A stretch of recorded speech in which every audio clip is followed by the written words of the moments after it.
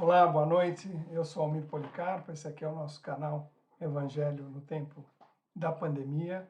E hoje nós estamos aqui para encerrar a última conversa sobre o livro Os Prazeres da Alma, do Francisco do Espírito Santo, que psicografou textos de Hamed. A gente fez esse trabalho e decidiu lá no começo do ano fazer esse trabalho, estudar os prazeres da alma e a Flávia as dores da alma. E ao longo das semanas a gente vem trazendo alternadamente cada um o seu tema, estudando esse livro. E foi um livro que me apaixonou, na verdade. Eu já tinha lido alguma coisa, já tinha preparado algum trabalho, ele sempre é utilizado nos trabalhos onde eu participo como base de doutrina, mas eu nunca tinha pego ele para ler com profundidade como tive essa oportunidade nesse momento. Então é muito interessante assim, a forma como ele traz todas essas histórias, essas palavras, essas lições, é sensacional. E a gente vai falar um pouco de por que é tão sensacional por que é tão sensacional essa forma como ele apresenta, porque tem a ver com a forma como ele estruturou o livro, né? O que ele pensou, de onde veio, qual foi a ideia de trazer a doutrina espírita através desse livro. E é muito legal já começar pensando como é que ele chegou no tema do livro, né? No título do livro, Os Prazeres da Alma. E é muito legal porque ele traz lá uma passagem de Marcos 12:37, onde Marcos diz: E a numerosa multidão o escutava com prazer. Então, essa questão do prazer de ouvir a fala de Jesus é isso que mobilizou a forma como ele construiu esse livro, como ele trouxe essas lições. Porque ele afirma lá que o Cristo estava imerso na plenitude do Criador. Por isso, suas palavras faziam emergir das profundezas das criaturas os adormecidos prazeres da alma. Então, isso já diz muito sobre a forma como ele encara esse livro, a forma como ele encarou esses temas, como tudo foi trazido para cada um de nós. Na verdade, é uma forma, uma busca profunda dentro de cada um de nós. Ao longo de vários títulos, ele vai trazendo toda a doutrina espírita, vai trazendo todo o significado daquela palavra, daquele contexto, mas ele vai sempre buscando, desadormecendo de nós esse prazer que nós temos na alma. Então, a concepção maior é de que, se nós estivermos ligados com as leis divinas, se nós estivermos sintonizados com o Criador, nós estaremos exercendo todo o prazer, porque o prazer está dentro de nós. Nessa nossa vida material, nós ainda buscamos o prazer fora de nós, nas coisas, nas relações, na viagem, no ganhar, no trabalhar, no guardar. Temos muitas coisas materiais que parecem, né, que são grandes prazeres. Mas, na verdade, os grandes prazeres, essa chamada que ele faz, é para que olhemos dentro de cada um de nós, busquemos a nossa essência, compreendamos quem somos, né, qual é a nossa trajetória, olhando para diante, olhando com esse compromisso espiritual que nós temos de crescer, de transcender, de sermos espíritos puros, de sermos espíritos felizes. Então é esse chamado para olharmos internamente para os prazeres, como Jesus fazia com todos aqueles que ouviam as suas exposições. Então ele utiliza aí essa forma de pensar, né, para alertar para a gente que a maior fonte de prazer ou desprazer está dentro de nós. As coisas darão prazer ou desprazer a depender do que nós temos dentro de nós, como nós trabalhamos o que tem dentro de nós e como nós buscamos o que temos de melhor. Buscamos essa felicidade dentro de cada um de nós. Esses prazeres estão aí, né? Somos seres divinos, fomos criados por Deus, fomos ali, foi colocada a centelha divina, nós temos tudo o que necessitamos para sermos felizes. Cabe a cada um de nós encontrar essa beleza, encontrar esse prazer, encontrar essa alegria dentro de nós e fazer isso florescer para que sejamos pessoas felizes, para que vivamos no prazer, mas não no prazer material, no prazer mesmo do espírito, no prazer da ligação com o divino, e é esse todo o chamado. Então ele trabalha, Hamed trabalhou nesse livro com questões do livro dos Espíritos, mas ele não catou cada uma das questões e usou a questão inteira, né? Ele vai buscar ali, em algumas passagens até existe uma menção inteira a uma passagem, a uma questão, a um texto completo.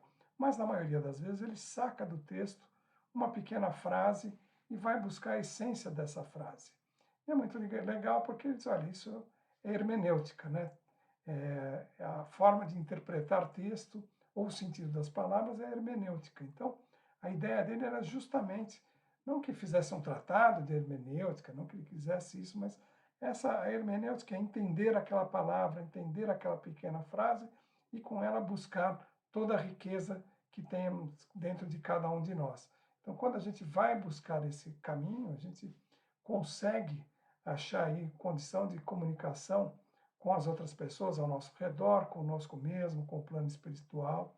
Então, essa é a busca, é olhar, entender cada um dos temas como aquela palavra, como aquela pequena frase, e a profundidade e a oportunidade que ela dá de reflexão e de busca de melhoria, de aprendizado sobre nós, sobre o nosso desenvolvimento, sobre as relações, sobre essa vida diversa que levamos por aqui. Então, ele isola esses pequenos trechos, às vezes, na maioria das vezes, ele isola pequenos trechos do Livro dos Espíritos e trabalha sobre ele aquele conceito daquela palavra, daquele pequeno trecho. Isso remexe conosco. E o interessante é que ele faz isso de uma forma que é pouco usual. Cada vez que a gente, né, eu, quando ia ler o texto para preparar aqui a exposição, eu olhava para, eu lia o tema e ficava imaginando por que caminho seguiria. Na maioria das vezes, eu não tive capacidade de entender por onde ele iria. Eram caminhos muito diversos, eram olhares diferentes, eram olhares muito casuais, era um horário muito interessante. Sempre me deixou muito intrigado como ele conseguia essa questão de olhar para cada assunto com aquele olhar diferente, que fugia ao comum.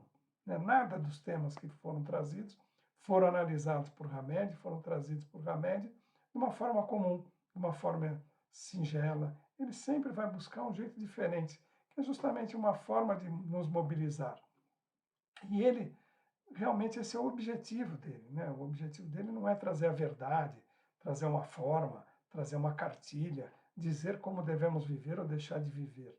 Não, ele está trazendo a experiência, o olhar que ele tem e a contribuição que ele tem sobre cada tema.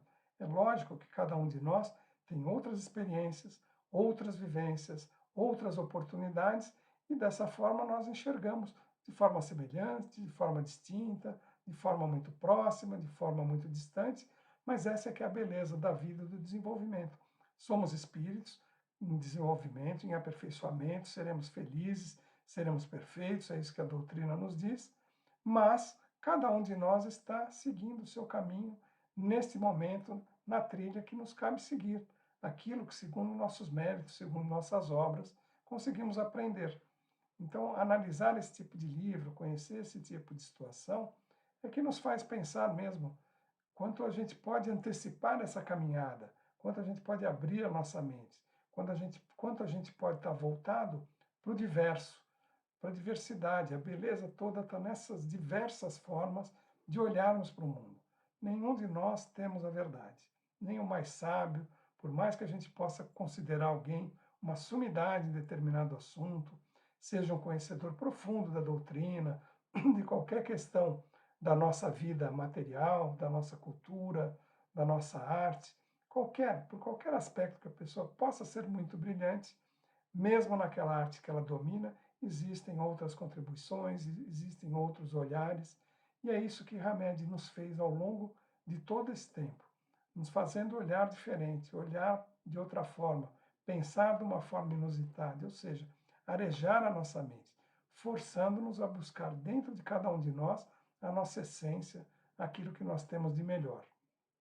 E é muito legal, porque é muito. Ele usa aí uma, uma analogia, né, que é falar que essas páginas aqui, elas podem ser comparadas a uma jangada. Né? A gente pode usar uma jangada para cruzar um rio. Né? Nós estamos olhando a margem do lado de lá, a gente vai pegar a jangada, a gente vai atravessar e finalmente chegamos à outra margem do rio. Então parece que alcançou o nosso ideal, mas não é isso. Na verdade, ao chegarmos nessa margem, cabe a nós olharmos os novos horizontes, olharmos por outro ângulo, Nós estaremos vendo a vida, a situação, o mesmo local, do ponto de vista oposto. Nós estamos do lado de cada margem, estamos olhando, estamos vendo determinada beleza, determinada fauna, flora, enfim, o próprio curso do rio. E ao atravessarmos esse rio, nessa jangada, a gente vai chegar lá e ver exatamente a situação oposta. Né? Se a gente estiver numa margem, onde estamos aqui do lado de uma grande cidade, e atravessamos para um lugar descampado, para o campo, para o interior, né? A visão que nós temos quando estamos aqui na cidade é olharmos para esse campo como o desejo, a beleza, aquilo que está lá. E quando atravessamos com a nossa jangada e chegamos ao outro lado, nós vamos olhar para essa cidade que nós deixamos de abandonar. E seguramente essa cidade que nós olhamos e que nós vivemos, que nós temos uma impressão muito vívida por estarmos aqui, quando chegamos lá de lá e olhamos, a gente vai entender nuances, diferenças, outros pontos de vista que vai fazer com que nós questionemos a impressão, a ideia e aquilo que nós tínhamos como ideia geral, como sentimento daquela cidade que acabamos de deixar. Então, acho muito poética essa forma como ele está trazendo, porque assim, várias pessoas saem do mesmo ponto, atravessam com a mesma jangada e chegam do outro lado, e as visões são diferentes, as visões são complementares, né? Cada um sente por si. A nossa evolução, ela é única, depende de nós, só vai onde nós quisermos, né? Ninguém pode evoluir por nós, mas precisamos da solidariedade de todos aqueles que estão conosco nessa jornada. Então, essa realidade que os outros apresentam para nós tem que ser como pontes com a nossa própria realidade, que vai nos fazer crescer, vai nos fazer aprimorar e vai nos fazer dar o passo adiante. Estamos aqui nessa encarnação para darmos o passo adiante. Viemos com os nossos compromissos espirituais, viemos com as nossas necessidades, e é isso que fazemos. Quanto mais nos envolvemos, quanto mais nos desenvolvemos, quanto mais aprendemos, quanto mais buscamos olhar o mundo de forma diversa, com outros olhares, com outros compromissos, mais seremos capazes de alcançar aquele nosso objetivo. E o que é legal em todos os temas, né? O livro nos traz aí alegria, desapego, sabedoria, paciência, afetividade, autoconhecimento, respeito, liberdade, lucidez, naturalidade, humildade, compaixão, coragem, compreensão, individualidade, segurança, renovação, criatividade, perdão, amor, generosidade e termina com aceitação, não por acaso. Então, quando ele começa o livro com alegria, ele já traz uma abordagem da alegria do olhar do divino, do olhar da religião, do olhar da nossa relação com o divino.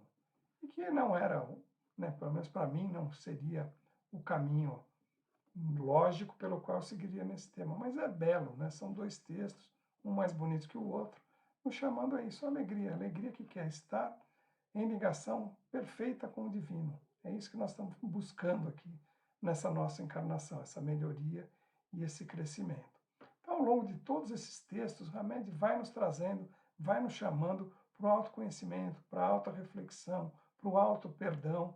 Né? Cada vez mais ele acena, assim como Jesus fazia brotar lá os prazeres da alma dentro de cada um que o ouvia, ele busca com isso, que a gente vá buscar dentro de cada um de nós os nossos prazeres, as nossas melhorias, as nossas capacidades, aquelas capacidades que nós conhecemos e que precisamos desenvolver, encontrarmos as capacidades que nós não temos a mais mínima ideia de que ela esteja aí. Né? Nós somos seres complexos, nós temos muitas experiências. A cada encarnação, nós temos várias experiências, viemos com a bagagem que tínhamos das outras vidas, das outras experiências, por vezes não temos ideia do que passamos. E algumas coisas estão latentes, o que aprendemos em outras encarnações, normalmente aquilo que precisamos trabalhar com mais clareza, ou aquela ferramenta mais essencial para suplantarmos aí as dificuldades do momento desta encarnação. Nós temos outras muitas facilidades, temos outras muitas experiências, temos outras muitas habilidades que temos que buscar. Então, essa coisa, usando a humildade, a compaixão, a compreensão, né? Ele traz todos esses temas de uma forma linda, de uma forma poética, de uma forma que nos toca, porque nos faz olhar para nós mesmos. Então, esse livro é um convite a que olhemos para cada um de nós, olhemos para a nossa profundidade, olhemos para o que temos dentro. Encontramos também aquilo que não nos agrada, aquilo que precisa ser transformado.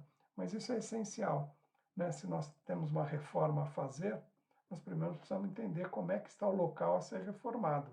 E aí sim, tomar as atitudes necessárias para transformar, para reformar esse lugar. A nossa reforma íntima é a mesma coisa, nós precisamos olhar, entender não só as coisas que fazemos bem, as coisas que nos agradam, as coisas que nos fazem passar aí por boas sensações, mas principalmente por aquelas dificuldades que precisamos suplantar para seguir no nosso caminho de alegria e de prazer que o Criador nos reservou a cada um de nós. Então, esse chamado para olharmos para nós, para entendermos a nossa capacidade, né, quando ele fala de quando ele fala de generosidade, ele fala, olha, não é você generoso, não é aquele que doa tudo, né? Não é porque a pessoa doou tudo que ela é generosa, não. Generoso é aquele que doa aquilo que não vai comprometer a sua essência e que vai levar aquela pessoa aquilo que ela necessita. Se a gente doa mais do que é necessário, essa pessoa vai se acomodar, não terá as suas experiências de vida, não terá a oportunidade do seu crescimento. Então é com esse olhar, com o olhar delicado, de entender o espaço de cada um, a necessidade de cada um, a medida certa até onde chegarmos aí para lidar com os outros, com nós mesmos e com todas as situações difíceis que se apresentam ao longo da nossa vida. E ele termina, né, esse último texto, ele fala de aceitação, que é o final, porque a gente falou isso na semana passada, mas a gente só consegue a transformação, a evolução, o aprendizado, se nós nos aceitarmos como somos, né? Nós temos compromisso conosco mesmo, com a nossa verdade, com a nossa forma de viver e de ver o mundo. É óbvio que a gente precisa ter cuidado com os outros, precisa ser, né, você não precisa magoar ninguém, não precisa agredir ninguém, mas nós temos que fazer aquele nosso limite, nós não podemos ser escravos da vontade dos outros, não podemos viver, né, entendendo que para ser aceito temos que fazer aquilo que esperam de cada um de nós. Se aquilo que esperam de cada um de nós não é o que nós temos que fazer, não é o que nós entendemos como verdadeiro, não há por que nos submetermos à decisão de outros, senão nós estaremos, o nosso futuro, o nosso desenvolvimento e o nosso crescimento estará na mão dos outros. Então, o que ele fala ao longo de todos os textos, de uma forma ou de outra, é justamente isso. Nós temos que ter a nossa vida nas nossas mãos. Nós vamos olhar para cada um de nós. Que nós precisamos buscar dentro de cada um de nós aquilo que temos de melhor, aquilo que temos de valioso, porque todos nós somos diferentes, importantes, divinos e complementares. A nossa soma, a nossa troca, a nossa visão diversa de todas as situações é o que nos faz crescer, o que faz a todos crescer, mas cada um respeitando o ritmo de cada um. Alguns estão preparados para mais coisas, outros para menos, mas todos chegarão lá. Na verdade, o nosso desenvolvimento espiritual é uma longa fila indiana, onde os que estão melhores vão à nossa frente, os que estão piores vão atrás de nós, e todos nós vamos dando a mão, tanto para quem está atrás como para quem está à frente. Por vezes aquele que está atrás de nós passa adiante, se desenvolve mais, depois nós somos puxados e vamos adiante, e essa troca, essa visão de mundo compartilhado, mas com o respeito à nossa individualidade, é que nos levará ao crescimento. Então chegamos com muita alegria, com muito prazer ao final do estudo desse livro. E assim, fica um convite muito forte mesmo para aqueles que não leram. Tenho certeza que eu não consegui, nem eu, nem a Flávia, conseguimos trazer aqui com a beleza, com a clareza, com que Hamed traz cada um desses textos. E não importa, ainda que tivéssemos trazido literalmente o que ele nos disse, não é isso que importa. O que importa é o que cada um de nós vai buscar nesse texto, vai mobilizar dentro de nós. Qual janela, né, que essa jangada, né, vai nos levar para o lado de lá? Qual é a vista que nós teremos desta outra margem, depois de sermos levados por cada uma das jangadinhas desses textos? Então, é um texto para reflexão, é um livro para reflexão, mas uma reflexão prazerosa mesmo, né? Os prazeres da alma, porque são todas as coisas que nos dão prazer e que a gente tem lá dentro e não sabe muito como explorar. Então fica aqui o nosso convite muito forte para que possamos aí, para quem não leu ainda, que leiam, realmente vale muito a pena, é, é muito enriquecedor, tenho certeza que quem não leu ainda não se arrependerá.